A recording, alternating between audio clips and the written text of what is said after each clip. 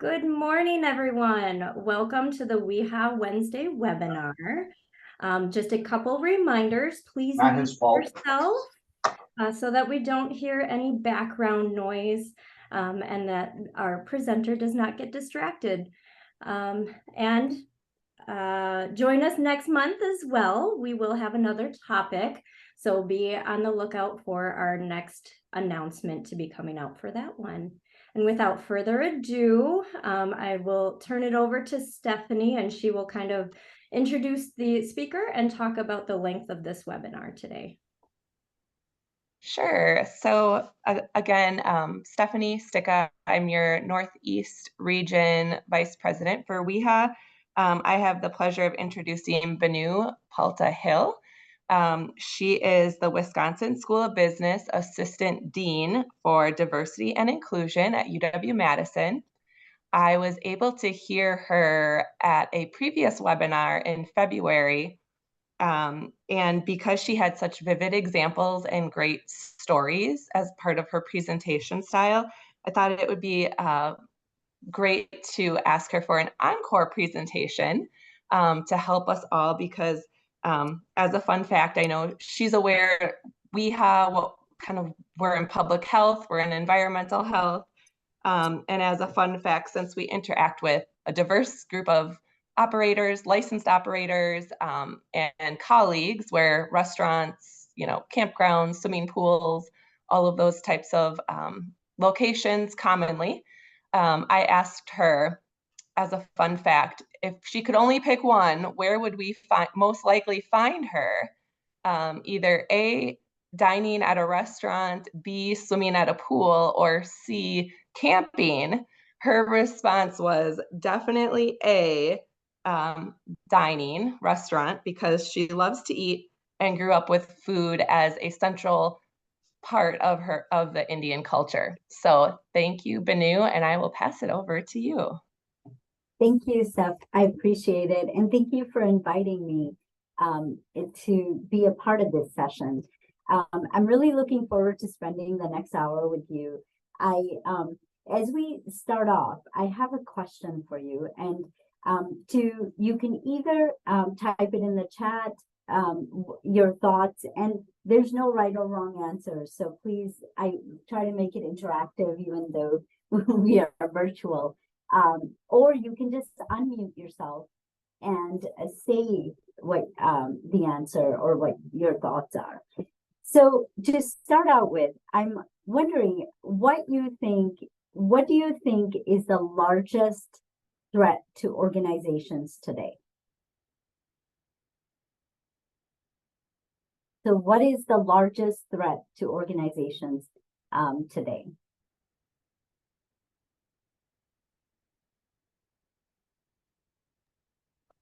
I would probably say stereotyping. That's good. Okay. Thank you. What about others? It looks like I'm someone sorry, else for some reason turnover. I've lost my taskbar and so I'm not able. Oh, sorry. I'm not able to. Okay. I gotcha. It looks like Stephanie said turnover. Okay. Actually, all of these things are related to it. So the biggest threat to organizations today, there's a PricewaterhouseCoopers does a survey of CEOs around the world, about 1,400 people every year. And for the last 6-7 years, the among the top 5 biggest threats to organizations has come out as lack of engagement.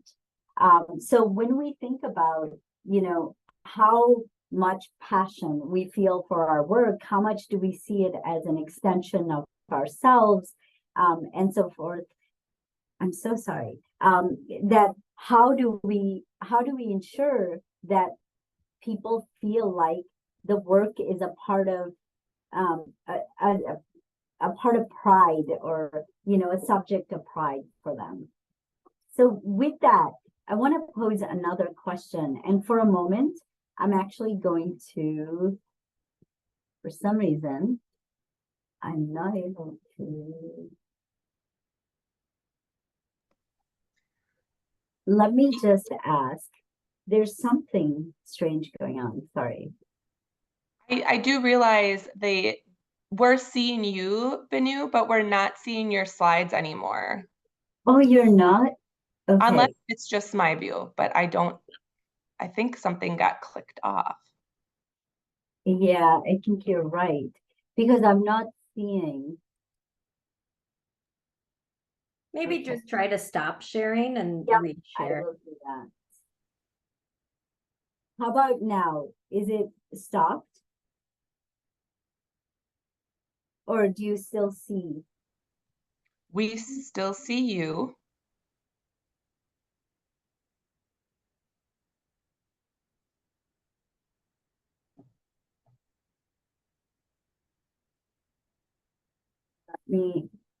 I'm so sorry.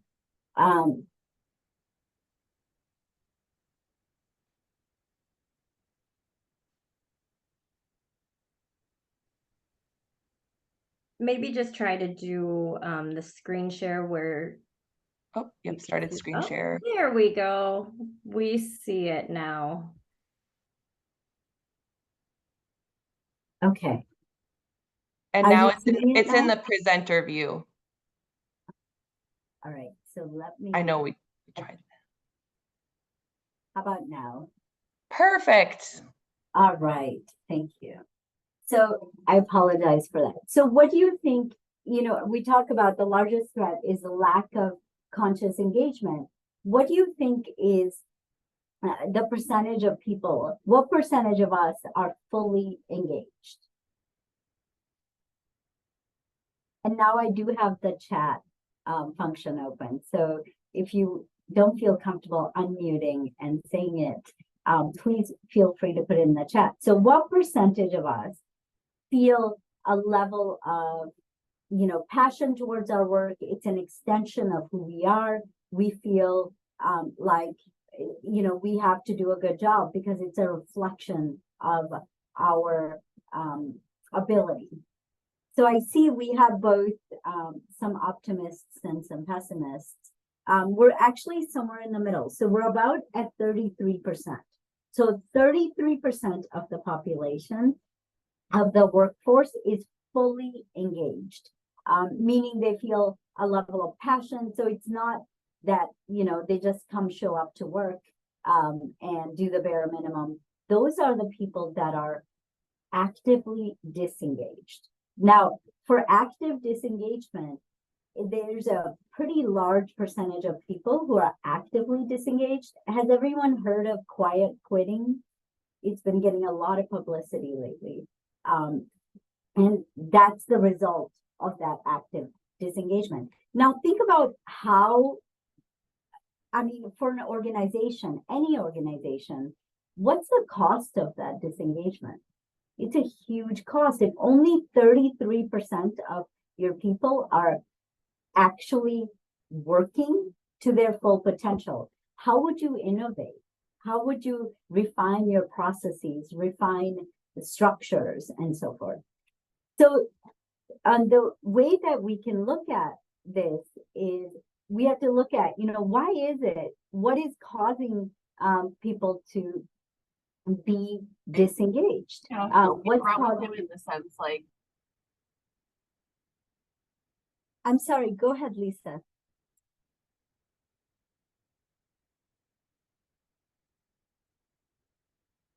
Was someone speaking? I didn't mean to cut you off. All right. I think it was just that they were accidentally off of mute. Oh, I see. All right. I thought you had a comment. So we have to look at, why is it that there is this lack of engagement? So there are a number of reasons, but one of the most obvious ones is this information overload. We are constantly bombarded with information. So we have our cell phone going. So I'm speaking with you, you're watching me, trying to listen to me and process it. Perhaps you have emails coming in, your phone's ringing, and somebody's talking to you. in person. So there's a lot of information coming at us at any one time. So conscious engagement has become an imperative for organizational and individual success. And, you know, we have this myth of multitasking. Do you think it's really possible to multitask? I'm curious what you think. Are we able to multitask?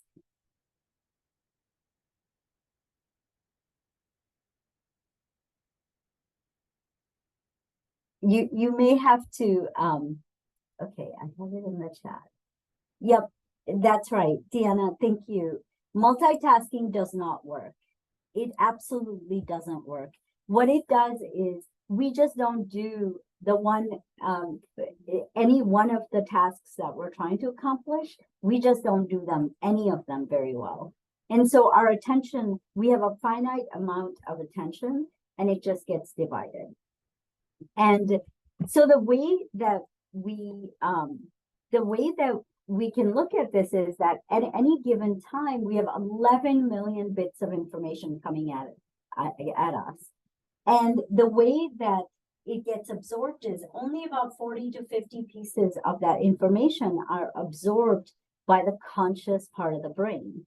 The rest is getting categorized. If you think about the brain as a computer and think about file folders. So everything that's coming at us is getting processed in those file folders, and it's happening by association. So I'm going to ask you if you could all unmute for a moment. I realize that's not a proper thing to do on Zoom, but if everyone could unmute, and I will say a word. Just say the first thing that comes to mind after I say it. Okay, black and White. old and No. No. all right. Cold and Hot. perfect. So how did you know? I didn't give you any instructions. I simply asked you to say what came to mind. How did you know what to say? Because most people had the same answers.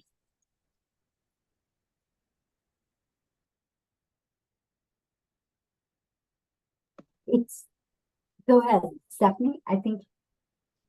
I was just going to say, we're just conditioned to like know the opposite pairing or to associate those things together.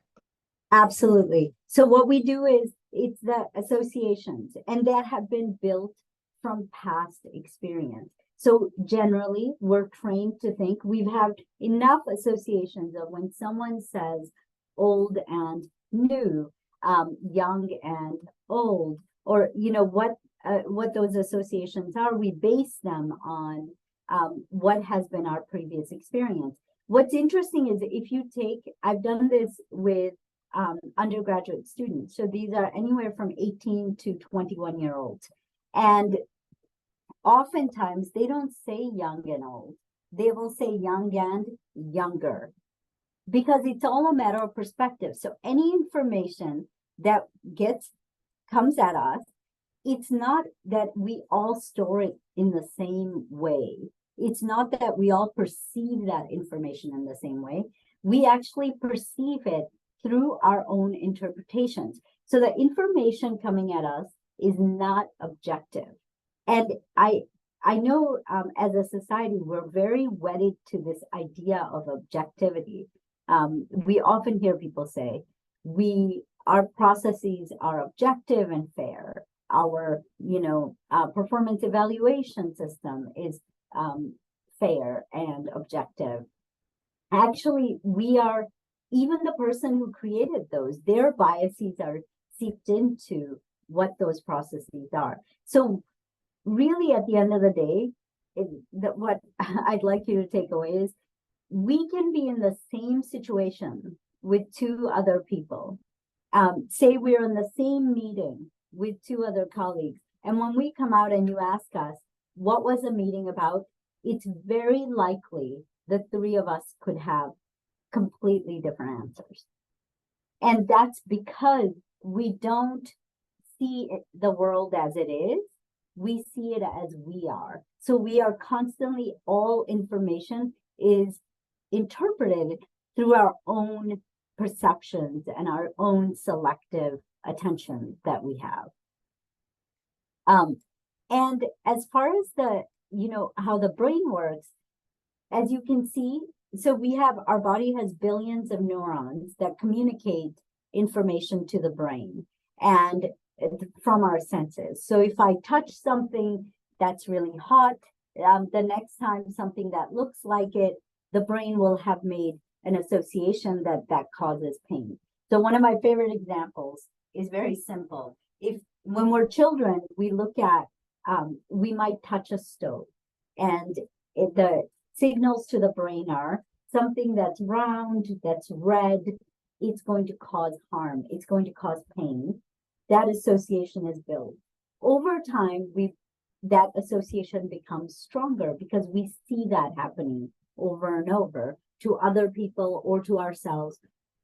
So what happens is when we see anything that looks like that, a round circular thing that looks like a stove, we won't put our hand on it. We might touch it a little to see if it is in fact hot.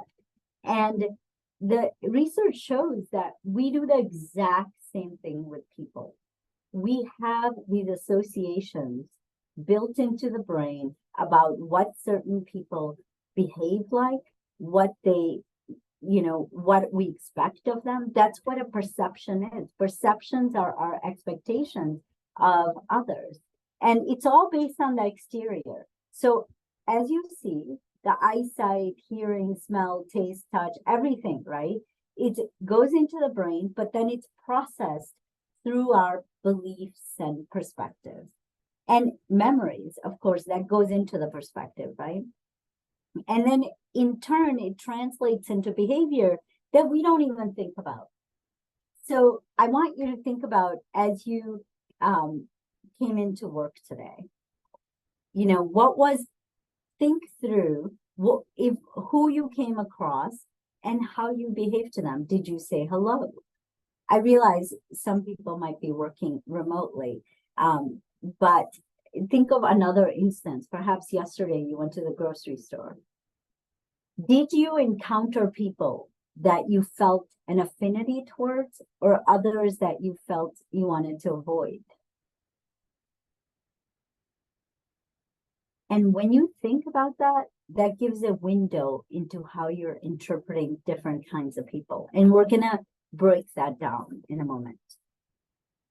So this is where implicit bias comes in. These perceptions and mental models we have about groups of people, they really happen below the awareness level. And we're not even aware that we're communicating them to people, because it all happens with our body language, with our tone, with even our expression. And what it does is it limits our ability to make sound decisions, because we are basing everything on the exterior. So how long does it take? How many, I shouldn't say, I don't want to lead you to the answer. So how long does it take us to make an assumption about how intelligent a person is, how trustworthy they are, and how competent they are? How long do you think it takes?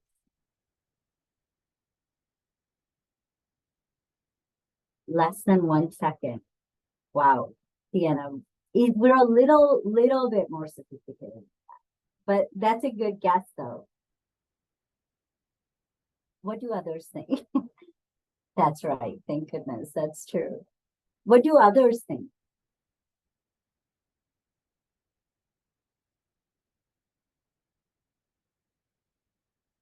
Any other guesses? How long does it take for us to make a first impression? 3 seconds? It's that's a good guess too. It's actually a little bit more. It's about 30 seconds.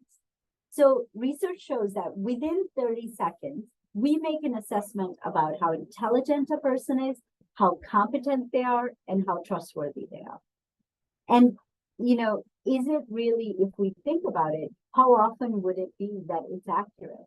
because the only information we have about the person is what they look like, right? How, what's the color of this person? First thing we always notice about people is color. That's at least according to research. First thing we notice is color, then it's, you know, gender, expression, and so forth. It goes down the line. And then how tall a person is, what their body shape is, how they're dressed, how they speak.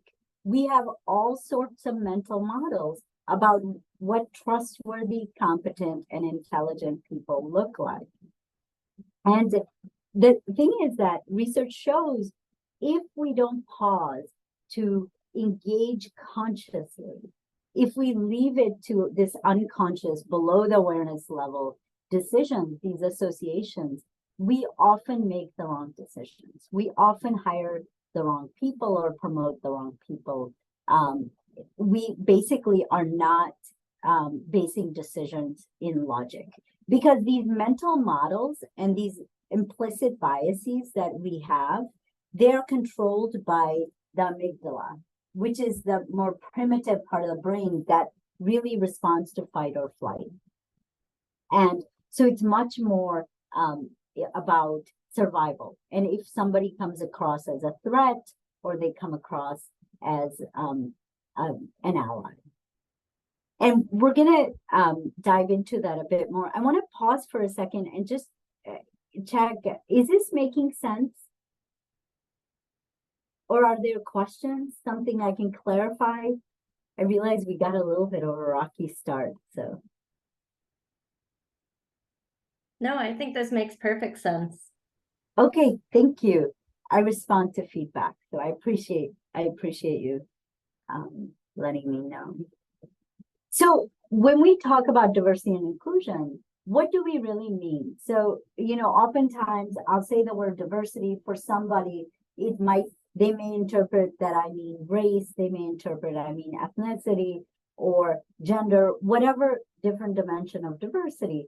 But I would challenge us to think about diversity as any characteristic that influences how we are perceived and how we're treated, because that impacts how we behave.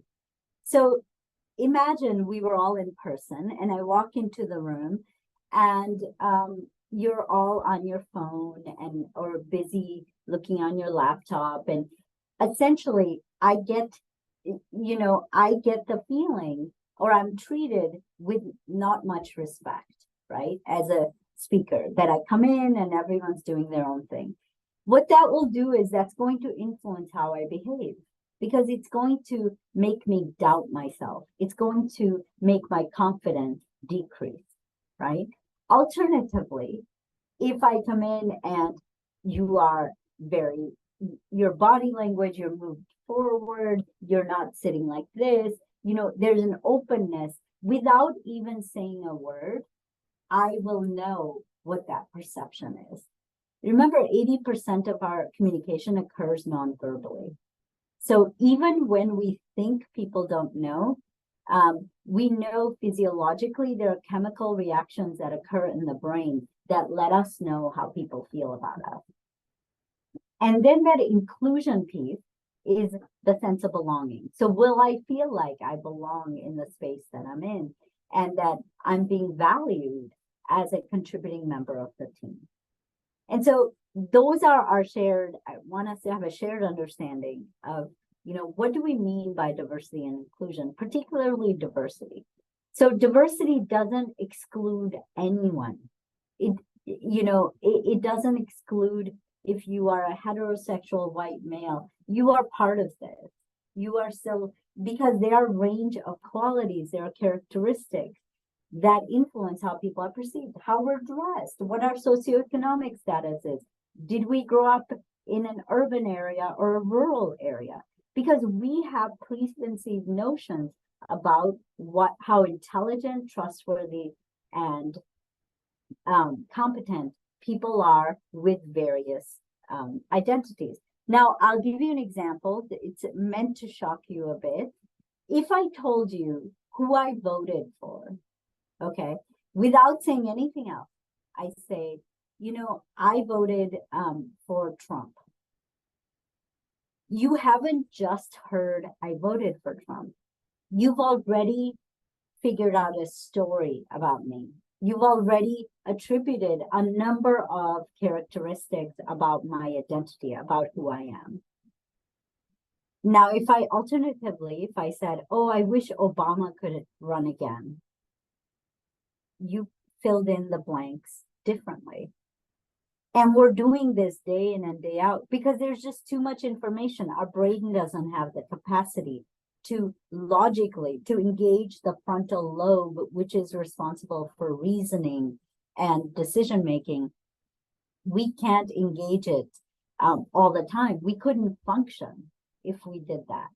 And so, but it's when it becomes critical is when we're making decisions about people's careers, about their lives. That's when it becomes really important, and that we take the responsibility and the time to slow down and engage consciously. And the good news is there are ways we can train ourselves to do conscious engagement, to engage in conscious ways. Okay, so in order to understand how we behave in the workplace, we have to understand what research says about the idea of diversity. So we have determined that every single one of us has different aspects of diversity that we bring. And all of us have certain ideas about how we perceive those particular characteristics. So the research shows that within 30 seconds of meeting someone, we attribute those three components, core components for judging a person based on surface level characteristics. Deep level would be actually what you believe, what your values are, what you think, who you are really as an individual. But surface level is everything that's visible to the eye. And what we tend to do is that number one, we attribute these levels of intelligence, competence, and trustworthiness. Then we categorize the person as an in-group or an out-group. We do this below the awareness level. And as we put people in in-groups and out-groups, that naturally leads to what we expect of them, how we think they should behave, and how we don't think they shouldn't behave. So when we tend to give certain people benefit of the doubt, a lot of times this comes from that. And especially when we don't know them. So say I'm interviewing people, why is it that certain people I might give benefit of the doubt, like that's not how they meant that. And with others that I'm much more critical that, oh, that was inappropriate, I didn't like that answer. So we tend to extend more trust, more leeway, depending on how that gets categorized in the brain. Another simple example is, when you walk down the street and say it's nighttime, you're walking down State Street and you have two people coming towards you who are same height, same build, same gender, wearing very similar clothing. And the only difference is, say, color or ethnicity. Which side of the street do you naturally gravitate towards? And it's something I want you to answer, but I'd like you to think about it in an honest way. Which side will you go towards without even thinking about it? What will be your impulse? Because we have those reactions out there in the world, and sometimes we justify them, and sometimes they are justified. Whether if I'm a woman, I've been, socialized to think about how am I going to make sure that I'm safe. And so we are certain things that we are conditioned to do. And the thing is, though, that those reactions don't go away just because we're in the workplace and we're dressed nicely and we're in, nice conference room or a nice office. Those instincts stay with us unless we are aware and retrain our brain. And it really can be detrimental to good decision making. So, excuse me. So this neuroscience of this bias is really structured. It's built into our brain's neurons. I mean, it's about associations. Think about, you know, when I have, there's a lot of research done, for example, on accents. What accent do you think is, as Americans, we view as a prestige accent where intelligence is automatically rated higher? Take a guess. What are we biased towards? What kind of accent?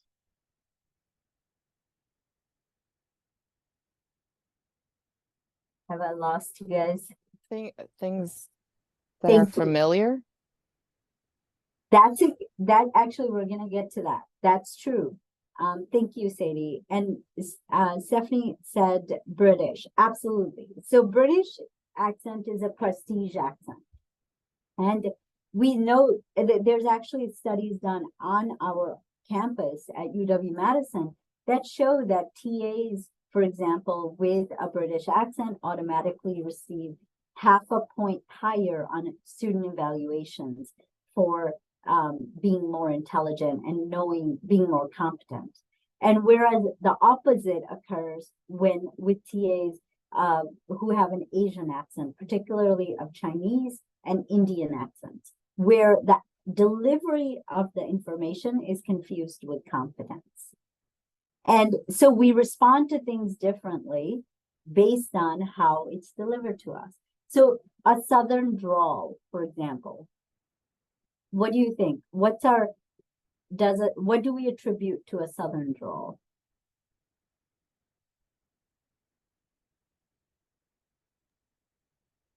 Kind of like Danielle?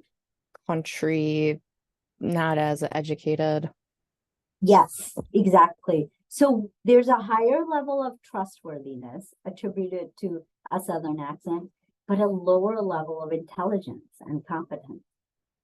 And that's simply based on how information is delivered. It has nothing to do with any fact. And so we have to be really, really careful that we're not constantly making decisions based on these socializations that we've been subjected to.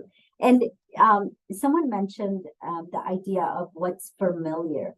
That's critical. We tend to, even babies as small as 6 months old, have a preference for their parents' accent over others. And we know that the farther away my accent is from yours, the more or less my brain will be engaged. So the farther away my accent is from yours, the less our brain will be engaged. So think about the last time you spoke to someone who had a very strong foreign accent.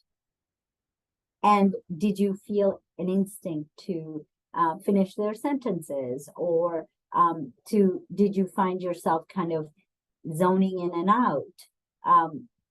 Or did you actually just work harder to pay attention and force your brain to expend that energy? Remember, if we're left to our own devices, our brain will always preserve resources. So we know that, for example, when we engage in any kind of situation, the brain will always veer towards preserving glucose and oxygen. So if we can do something quick, because it's constantly scanning for threat. Our brain is scanning for threat every 1/8 of a second. I mean, let's think about that for a moment. That's a lot of work. Every 1/8 of a second, we are wired to scan for threat. So there are very few resources available for anything critical. We have to actually engage to when we want to engage the frontal lobe. And think about when you do consciously engage, that's why we feel exhausted, mentally exhausted. Okay, let's go on to then what happens with the idea of bias. So we know we all have it, we all need it, There's no way we can process consciously all the information coming at us and still be a functioning person. But what we need to be mindful of is when our brain is less engaged, for example, let's continue with the accent example. People will know that. It's not that we can fake our way through. The body language is going to illustrate that. In fact, our tone will illustrate that. And even the level of attention. There are subtle ways that the brain communicates. So for example, when we are actually deeply engaged in a conversation with someone, we know that, and that person is vulnerable to us, we know that the part of the brain that's responsible for empathy and compassion, that lights up. There are chemicals released in the brain that are responsible for the oxytocin, dopamine, that serotonin, that are also found in recreational drugs. So we literally feel good because we are connecting. But when we are scanning for threats and, you know, we've outgrouped someone, there's cortisol and adrenaline are released in the brain. They basically give us a high, but on a negative. It's very, very exhausting for the body because we are looking for that person to do something negative to us. And that comes through our behavior. That comes through whether we say a word or not. The person will know. Because then similar chemical reactions occur in their brain. And what's interesting about empathy is, you know, there's been a lot of studies done with empathy. For example, when people are shown images of war, there's research that shows if the person looks like you, you're more empathy, that part of the brain is lighted up more. So we have more empathy towards people that we can relate to, who look like us and who are in a war-torn country. However, we still feel bad as human beings if it's someone who doesn't look like us and we can't relate to. But empathy, we don't have as much empathy when we measure it, okay? And with brain waves. And what's interesting is they found that that empathy does increase if we hear that person talking. So if that person shares what's happening, even if they don't look like us, our empathy levels go up. So that communication and vulnerability is critical in creating cohesive teams, in creating teams that have each other's back, that can work together, that can innovate and have high-performing organizations. So, you know, just to give you an example of how these things seep through, you know, no one sits there and reviews resumes for height, for example.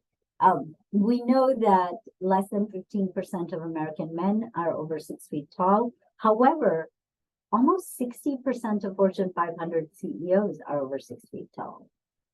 I mean, no one's sitting there looking at how tall a candidate is, but it just shows, it's an insight into, you know, what our perceptions of leadership are. And what's interesting is, you know, studies show that there's actually even a salary correlation with it. So for every additional inch of height, men tend to make a certain amount of money over the course of their career, more than their counterparts who aren't as tall. I mean, it seems very arbitrary. When we look at men and women, this was a study done where a group of people were asked, what makes a good manager or a good leader? And they came up with all these adjectives. Then the same group of people were asked, do they tend to be largely feminine traits or do they tend to be largely masculine traits? Only 10% of those traits were attributed to women. That's why we see things like the word abrasive used for women's performance evaluations for the very same behavior as versus a man who the words decisive or confident are used for the very same behavior. So, we have these expectations of what we think men should behave like, what we think women should behave like, and then we have expectations of what we think leaders behave like. So it becomes a conflict when we have a woman who's a leader and then a man who's a leader. Our expectations get muddied up. And so if a woman is decisive, we start to feel, why isn't she? Because we expect a woman to be understanding and to be compassionate, that why isn't she being that way? So it becomes really critical to be able to understand how we're assessing people and how we are determining the expectations we have of them. And there are a lot of common biases in the workplace. Here are just some of them. And we don't have time to go into each of these, but as you can see, some impact men more than others, some impact women more than others. And you can look at any dimension of diversity. Something that influences all of us, no matter what our identity, is affinity bias. We like to be around people like us because it's easier. We don't have to explain. They just get us, right?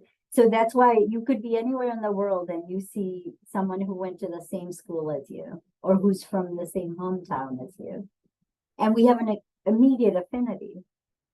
It's really fascinating, actually. So my husband is Caucasian American, and the first time he went to India with me in the 90s, I remember, so I'm from a very small town. Some people had never, now it's much more open, and with the internet and so forth, we have much more access and weaker boundaries, so to say. But at that time, some people had never seen a Caucasian person in person. And I remember he felt so outgrouped because people would come out of their shops and kind of look at him and have conversations about him. And he saw somebody else in the market who was white.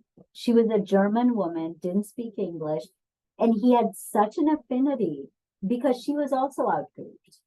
And so it was like, oh my gosh, that's how we can create affinity with things, even if we have nothing much in common, except one dimension, whether we're in the in-group or out-group. So even when there is no hierarchies or no groups, human beings create groups. There's an interesting study where scientists showed a slide with dots on it, okay, and asked participants, guess how many dots there are. And this person arbitrarily said, there are 37 dots. Tell me how many did you guess? And then he grouped people by overestimators and underestimators. By the way, there weren't even 37 spots. He just made that up. And what was fascinating is then the people were given money that go ahead and distribute it to people who need it. And they were given certain circumstances. And it was overestimators tended to give their money to other overestimators, and underestimators tended to give their money to other underestimators. And so even when there are no hierarchies, we create them. And we create these in groups and out groups. I mean, just like for those of you who have children, I remember asking my son on first day of 6th grade, oh, how was it? Who did you have lunch with? And his response was, I said, I asked about our neighbors, and their son also is a good friend of his. And I said, oh, did you and Jacob sit together? And his response was, no, he sat at the cool kids table. This is the first day of school. How do you know it's the cool kids table? And I asked him, he said, you just know. And it's fascinating how we internalize these hierarchies. and we don't dare go out of it. So what happens is our expectations of how we should behave become shaped by that. I know that we don't have a ton of time, and I don't want to keep you more than you had anticipated. So I'm going to very quickly run through this. The thing is that our behavior impacts other people's belonging. So the way I behave to you, it's going to impact whether you feel like you're in the in group or in the out group. Remember, belonging is critical to doing your best work. We know that the idea of belonging, that it has to do with psychological safety. It's controlled by, again, the amygdala, the same part of the brain that's responsible for our need for food and physical safety. And when we don't feel like we belong, it can sometimes feel like we're being deprived of food. It can feel like a matter of life and death. And so when we have had family members or ourselves or friends who say, you don't understand, I can't go back to that place. It's so toxic. I can't deal with it. And our reaction tends to be, oh, it's not so bad. Don't worry. You're just feeling it more intensely. Actually, physiologically, that person is going through that severe of an experience, because physiologically, those chemical reactions are occurring in the brain where you are feeling like you are in a highly dangerous state, in a highly, high levels of threat perceived by the brain. And what happens is when we don't feel like we belong, our creativity goes down, our innovation goes down, our performance goes down. And when we don't have a sense of belonging, at its very worst, when we feel like there's just no hope of belonging, we will do everything we can to jeopardize the success of the team or the organization to create value for ourselves. Not because we're bad people, but because we are wired for affirmation.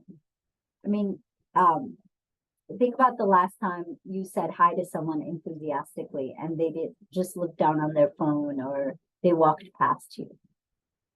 It could be a complete stranger, but it stays with us because as human beings, we want to be seen, we want to be acknowledged.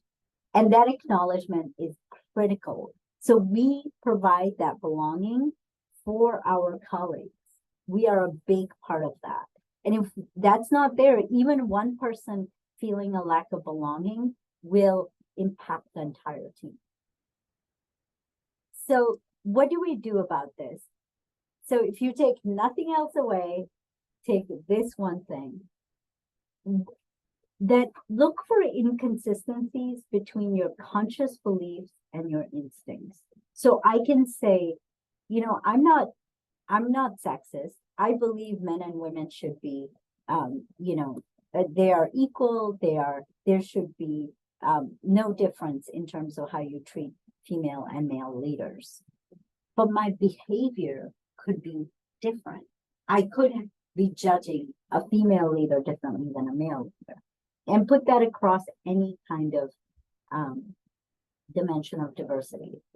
And then, the biggest way to kind of train our brain is to pay attention to when you're surprised by people.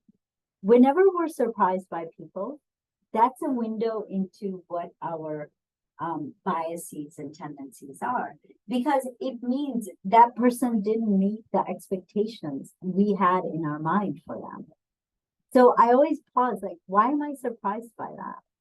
I had a MBA student who had an undergraduate degree in engineering. And after her undergraduate degree, she worked in the manufacturing industry for several years before coming back to school for her master's. And this is an African-American woman. And she shared this experience that in the manufacturing industry, it wasn't very diverse. And she would work with clients via email and, for a long time. And then finally, when the project would come to an end, and if they met, more often than not, people would say things like, oh, you're Melanie. Let me just say how well spoken you are. Why were they surprised? I mean, this is an engineer. Of course she's well spoken. She should be, right? So what was the surprise? Is it because of her color? Is it because of her gender? Or, so that expectation clearly they had a different picture in their mind. They had a different expectation. Here are some common acts of exclusion that we often do. All of us engage in it without even thinking about it. Where we, for example, the biggest one is really checking your phone during a conversation. We are in a very high-paced environment. We have a lot of obligations, but I would say, from what research shows, even for our mental health and for high-performing organizations, we have to slow down. We have to put our attention on what's on hand rather than divide it. Because not only is it impacting how well we do one particular task, but it's impacting people's sense of belonging. It's impacting people feeling like they matter. And finally, here are some acts of inclusion. It's really, really important to acknowledge people. I mean, that simple hello is critical. I'm not going to go through each of these in the interest of time, but I want to share with you, this idea of bias, it impacts everyone. It's just a mechanism for us to process information. This is something Reverend Jesse Jackson said. He was walking down a street in DC and heard footsteps behind him. And when he turned around, he was relieved to see that it was a white person. And so, the mental models we have and the expectations of who's a threat, who's not, we can retrain our brain because we're all susceptible to the same messages that are around us. Now, with that, I'm going to bring it to an end and see if you have any questions at all.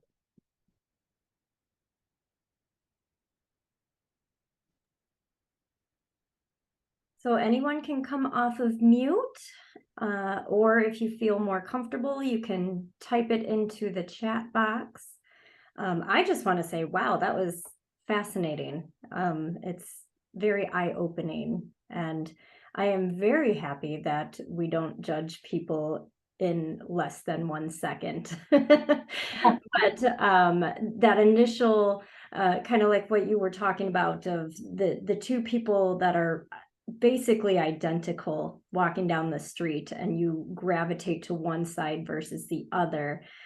That's kind of where my brain went in that moment of judging people in that split second.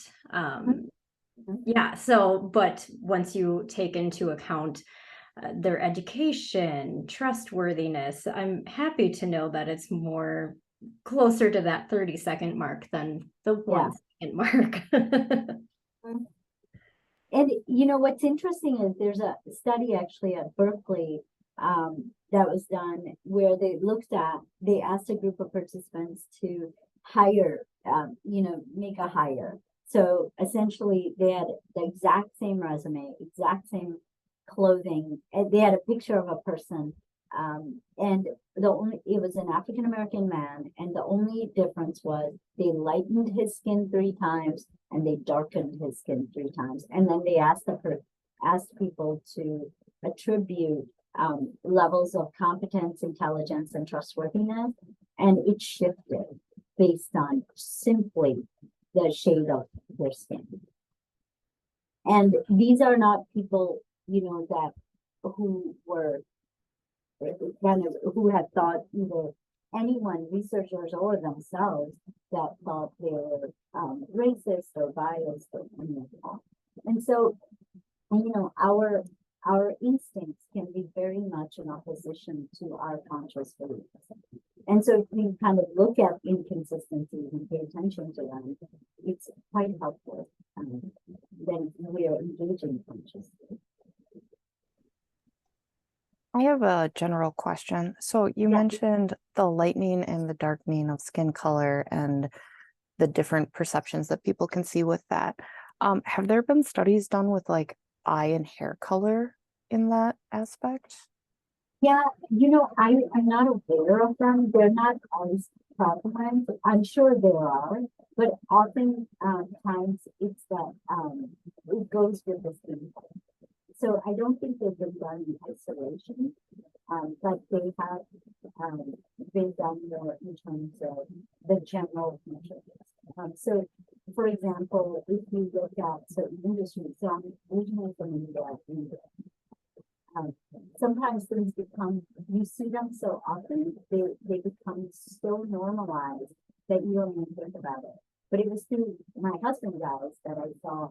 So the first time we ever went to Israel, I said, how come they only use Western people in advertising? I was like, they're not Western, they're Indian. I was like, no, they're not. And I stopped to look at, sure enough, most Indian models or pictures of beauty that are depicted have people who have very European features, very light-skinned, blue or green eyes. And the only thing that's truly Indian looking about them is that they have dark hair. And so, I think having that there, clearly there are these messages we give to people. And I think I'm sure there are studies that have been done with it, but it's hard to isolate color from skin color, from eye color.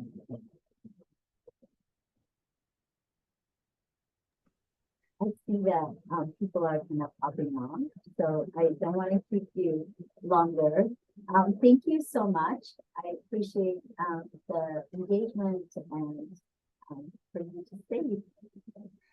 Thank you so much, Binnu. I'm happy that you were able to help our members just like think about this, because it's like on autopilot a lot of times until you stop and think about it and take yourself off of autopilot. And I think with so many different operators that we end up encountering on a daily basis, and we're always having to make that first impression and trying to figure out like how we're going to talk and conduct the inspections, or just conduct our conversations. It's all very practical. Good. I'm glad that it's helpful. Well, thank you, and thank you for inviting me. Yes, thanks. Have a great day. Yeah, bye everyone. Thank you, and thanks, Steph. You're welcome.